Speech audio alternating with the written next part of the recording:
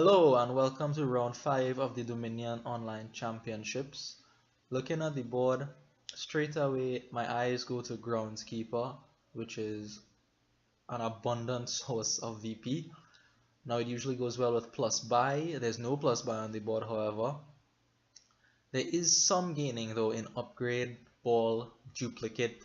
Those are your only sources of gain. The best of those seem to be duplicate. Ball uses up your only plus buy, and upgrade, you can't always upgrade into green cards to get the VP of Groundskeeper. So we'll probably be making use of duplicate here to maximize the amount of points we get from Groundskeeper. So that is the big picture. What are we looking to do early up here? Well, we want to trash so that we can play as many Groundskeepers as possible. So I'm going to try to get to upgrade as soon as possible here. There is Ratcatcher also that trashes, and I do open with one of those alongside a Silver.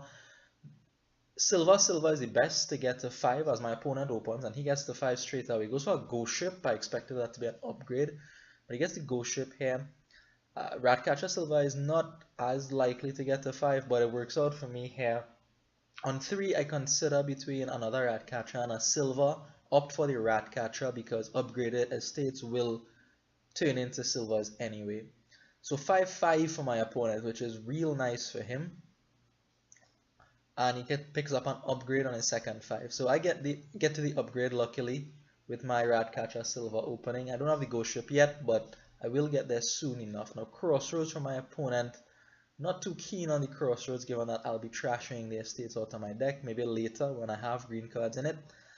Second 5 for me here, and I'm going to pick up the Ghost Ship straight away. I figure with the 2 Ratcatchers and the upgrade in the deck, I should be okay for trashing. Now, trashing with Ratcatcher with Ghost Ship around is a bit of an issue because you tend to put, not tend to, you will put cards back on top of your deck, meaning you trash from a 3-card hand instead. Now, in the beginning, that's not too much of a problem, but later on into the game, that becomes a bit of an issue, and you can really only use upgrade to trash. So here I get rid of an estate, and with 2, I really didn't like this buy, but I still did it anyway, the Pearl Diver, and I'll explain why I picked up the Pearl Diver, why I don't like it either. So another 6 for my opponent. He's hitting very good price points, real nice price points here, and he goes for a Royal Carriage at this point, so he seems to be in decent position here. I finally get to see my upgrade converting a estate into a silver here, and I see the Ghost Ship early. Very nice. I'm going to top deck a silver and draw it immediately with that Ghost Ship to get up to 5 again here. So what I'm trying to do here with the Ghost Ship is combine it with Relic and create this very oppressive state where your opponent has a 3-card hand and I play Relic, so he can't draw the top card of his deck with just a single Groundskeeper, for example. Royal Carriage for me here. Hopefully I'm trying to stick that on the upgrade early on, and later in the game I can stick it maybe on the Ghost Ship and draw 4 cards instead of 2. Here, so I could have held back on trashing and given myself 5, but I decided not to because it is very critical in Ghost Ship games to get thin. Absolutely critical, because Ghost Ship is an awful attack, meaning if you are hit with a Ghost Ship, everything, to me, that's one of the most oppressive attacks in Dominion. And one of the best defenses against attacks is a good deck. Not calling the Carriage here because I know the upgrade is in the back. I don't want to draw that dead. Now 2 again here. I buy the Crossroads. The Crossroads doesn't do anything. I have 1 estate. I don't really need the actions. I don't know why I bought that Crossroads. I really shouldn't have. Buying nothing there is perhaps better than buying the Crossroads. So finally, the last estate for me, I believe, gets turned into a silver. So now the Crossroads is absolutely useless. Calling the Royal Carriage on the upgrade here and trashing another card out. And look, I draw the Crossroads dead. Awful card. I don't draw it dead, but it doesn't do anything. What does it do here? What do I use the actions for? So horrible purchase there. Yeah, I know there's Museum and I get 2 VP for it, but it's not that stage of the game where I need to be fighting up for 2 VP. So 6 here. Think about Relic. I instead go for Royal Carriage. First, I want to be a little more clean before I introduce the stop card Relic into the deck. And so the draw is very limited on this board. You need to stick your Royal Carriage down and then play a Ghost Ship to draw cards, which is pretty hard to do. And the reason for I didn't like the Pearl Diver, and I still don't like it in the deck, is that okay, if I don't have the Pearl Diver, I would have drawn the card that the Pearl Diver would have drawn in any case, and that is more valuable to me than the Pearl Diver itself, honestly, because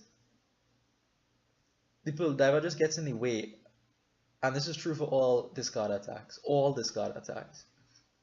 Cantrips kind of just get in the way, and like stupid ones like Pearl Diver, they don't do anything. They just prevent you from drawing a card that you would have ordinarily, and you would be able to make a better decision.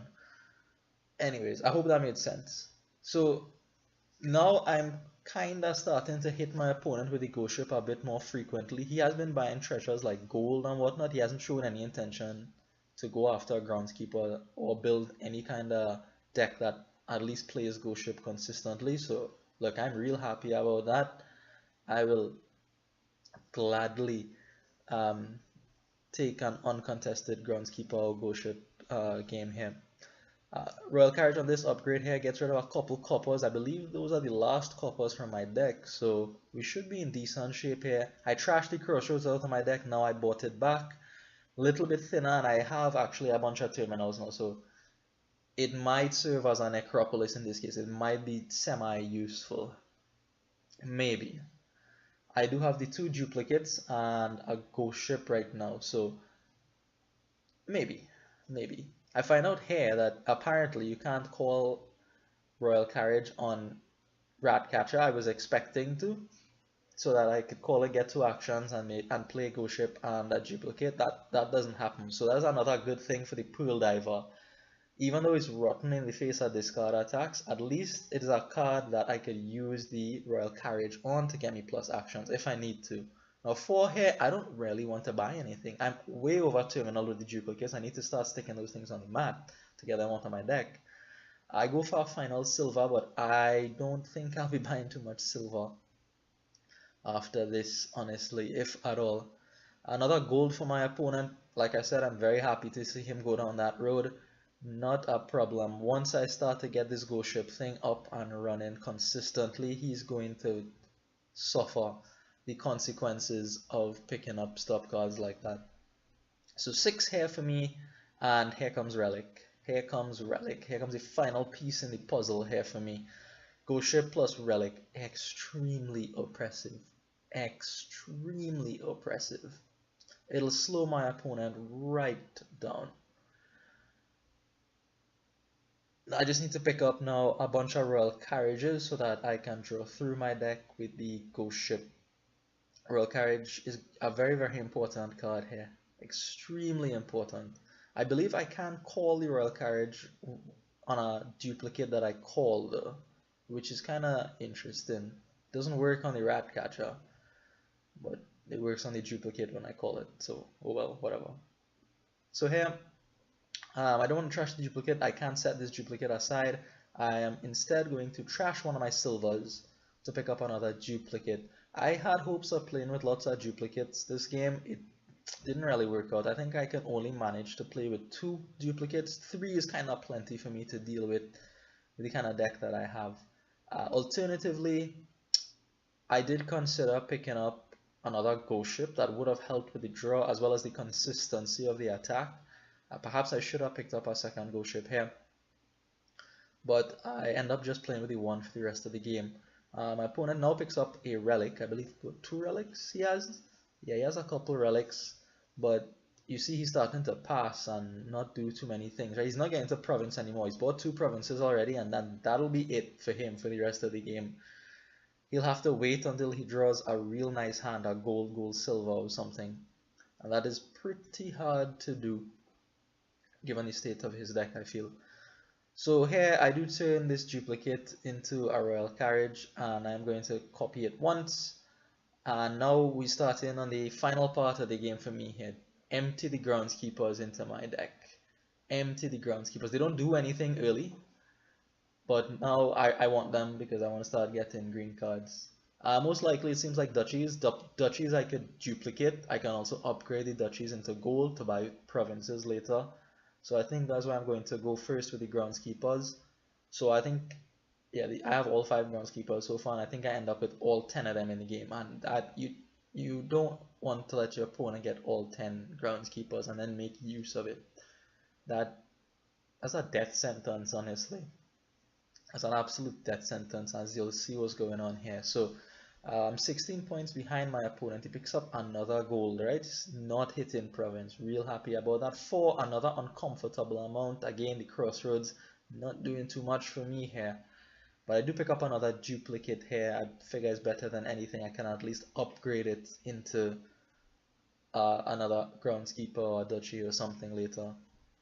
So still more gold for my opponent. No provinces, and as long as it's not provinces, I'm happy to see it. He does manage to attack me with the Relic, but I am able to break out of that fairly well here, and hopefully I could see my ghost ship as much as possible. A point to note is that you don't get extra VP for using Royal Carriage on Groundskeeper.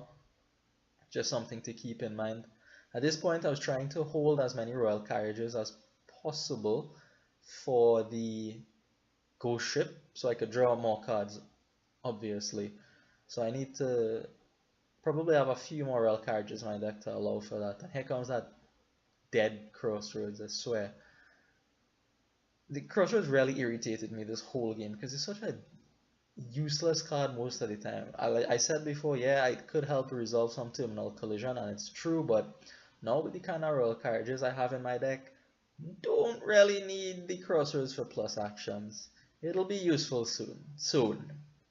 As soon as I get all 3 Groundskeepers. So my opponent has been picking up gold on these 6 and 7 hands, and he continues to do so, but he does switch over to a different plan at some point in the game here. So I'll point it out shortly once he gets there. So here, look, I can call the Royal Carriage on the Pearl Diver as I was talking about before, and try to draw through as many cards as possible here. I only have the 1 Royal Carriage on the mat for this ghost ship.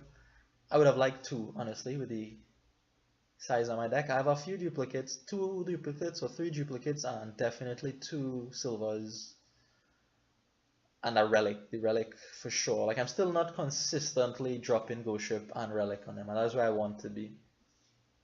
But I have the game on lock here, meaning at least I'm hitting them with ghost ship or Relic every turn, and that is hampering his ability to buy provinces greatly. It allows me to undo here. I didn't play the crossroads because I'm stupid, and I didn't buy anything on this 4. Just put the duplicates on the mat, get it out of the deck, it'll run more smoothly outside of the deck. And here's where he switches over plan. So he buys that ball, picks up 2 duplicates. So I think his plan here is to try to run out the piles. I will run out the Groundskeepers. There's no reason for me not to run out the Groundskeepers. And he is planning to, I guess, empty the duplicates with balls and maybe empty the Royal Carriages with the duplicates he buys. But it'll take him a real long time to see those duplicates. Very long time because of my attacks. I tell you, ghost ship is super oppressive, and then you combine it with something like Relic. Nah, that does not make for a pleasant playing experience at all. So now I have all 10 Groundskeepers in the deck. My opponent comes through here again, trying to empty the duplicates as quickly as possible, but now I am going to start scoring points. I have all 10 Groundskeepers. So here we go. I do manage to have 2 carriages on the mat here for this ghost ship, so that's pretty nice. There is some consideration here too to just keep in carriages on the mat to use for your next turn. Always have 2 on your mat at the start of your turn or something like that. Maybe that's a smart thing to do, but that wasn't always possible for me. I always had to keep using it to try to draw forward in my deck here. Like for example here, I have to use it on the Groundskeeper to keep moving forward. So this turn kinda prompts my opponent to resign because I am able to smash all 10 Groundskeepers into play and watch my points just shoot up from 20 VP to 60 VP in one turn. This is the power of Groundskeeper. I've played a couple games so far with Groundskeeper and people seem to sleep on this card. Nah, this is a source of alternative victory points and not an insignificant source at all. A tremendous source of alternative victory points, and you need to pay attention to this pile. in a game if it goes long enough. Alright, so this is game one. Thank you for watching, and I will see you